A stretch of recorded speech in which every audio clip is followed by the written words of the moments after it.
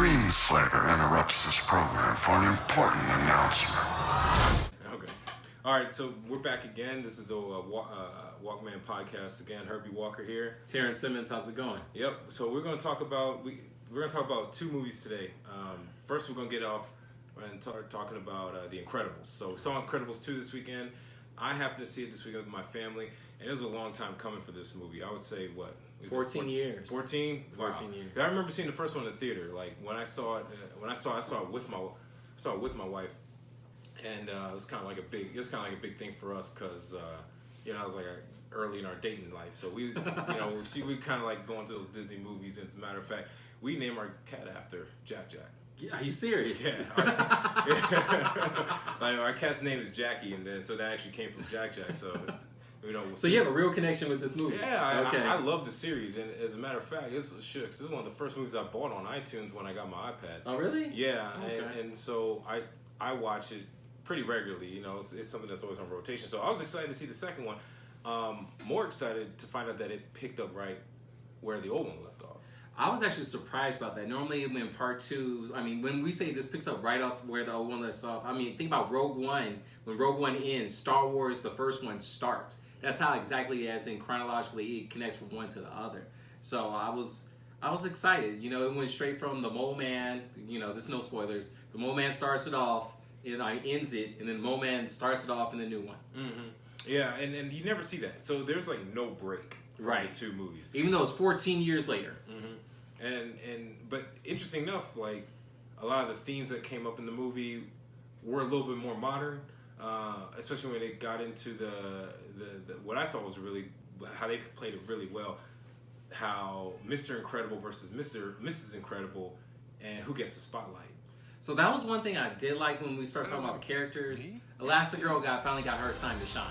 I think the first one, they did the male lead, and they went forward with that one. But this one really was her movie, like her trying to take over, show her like what she brings to the table. And even if you relook at the first one now, you see that she actually is the skill set person in the crew. Mm-hmm. Absolutely. And that's something that I wasn't expecting. And even though this movie the first one came out 14 years ago, I don't think it was as culturally relevant as it is now. So I thought that was pretty interesting how they brought that into the limelight. And in watching this movie, I wasn't sure where they were going to go with that theme. Okay. Because part of me was like, okay, they're going to go the route where being a homemaker is easy. But you saw Mr. Incredible clearly struggle with that.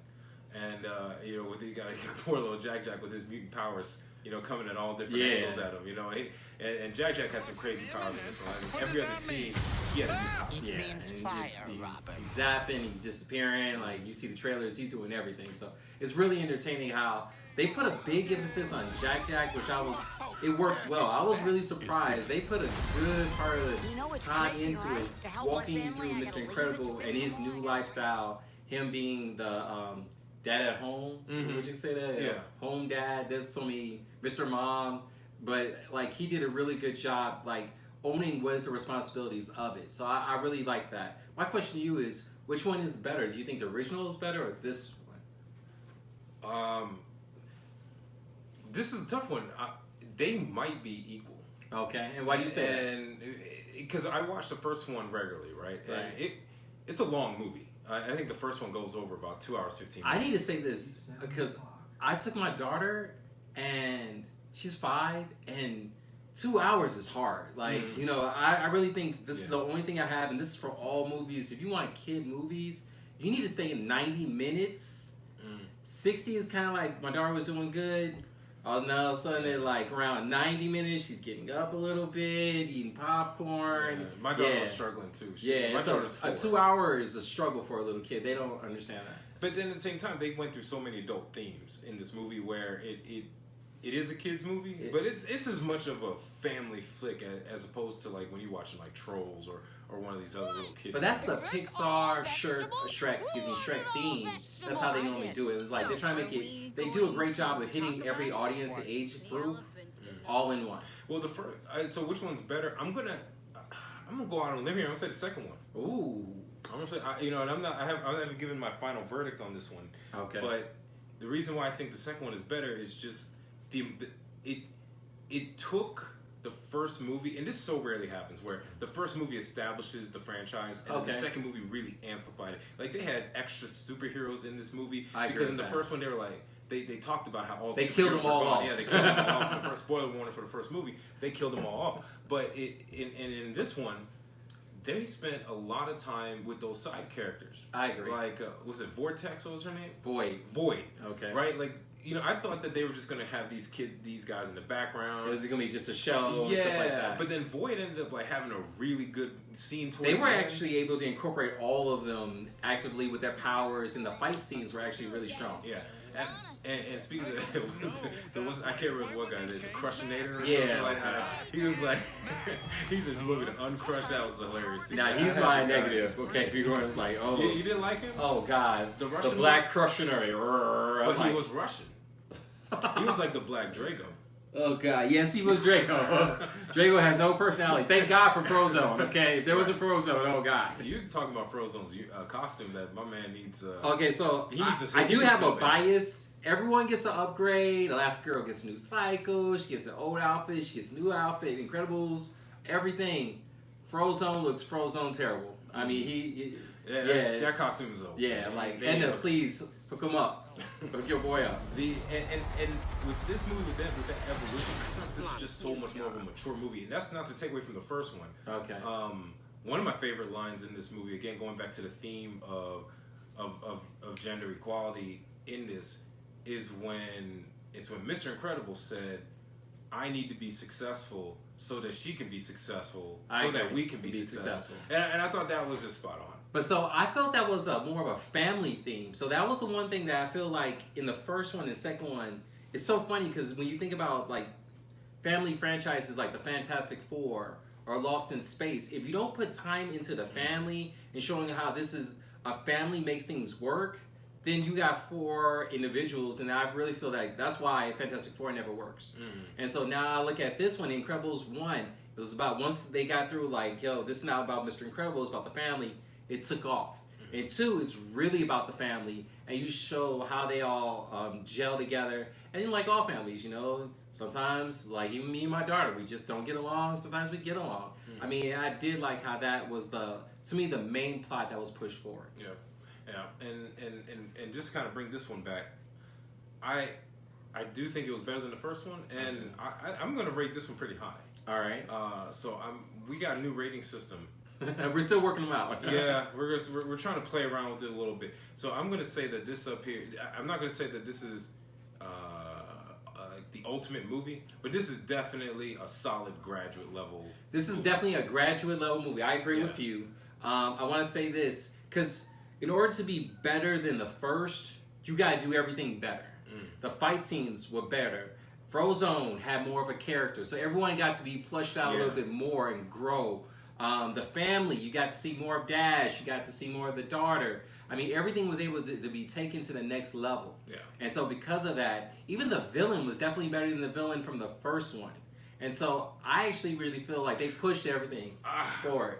You didn't like the villain? I did not think it was better than the first one. Oh, I thought the Incrediboy story, that that evil genius plot. I can't remember his name. I like the evil genius plot. I did, and I liked his motive. I think that's the most important part.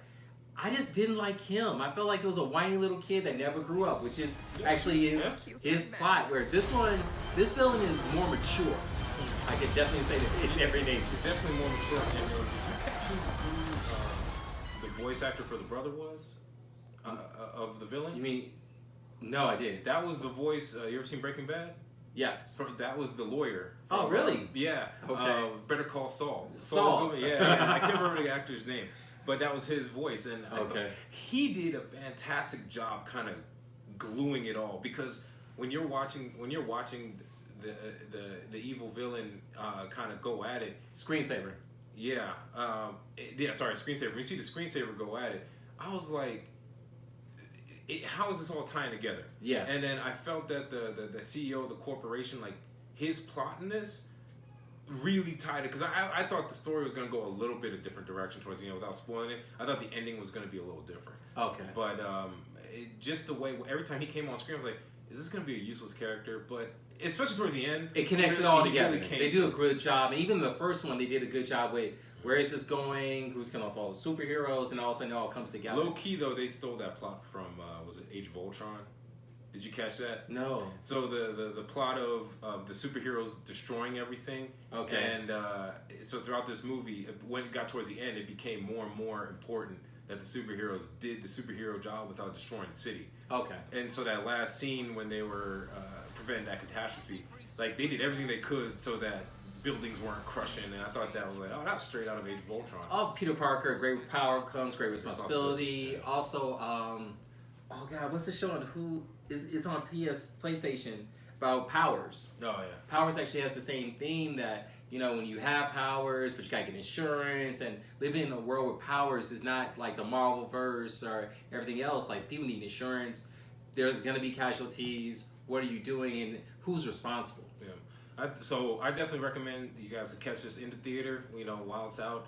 Take your family. It's definitely a family film. Good family film, man. I took my wife. It was the first movie for my daughter, so that was a lot of fun. So, and so with that, what's the next movie we want to talk about? Because I want to talk about a game, but okay. So next we want to say, well, first of all, do you want to just cut it here? we just keep talking. Okay. I'll chop it up later. Hey, if you have any questions or comments, which one do you think is better? Please put it in the comments below. Yeah. Thank you. Absolutely.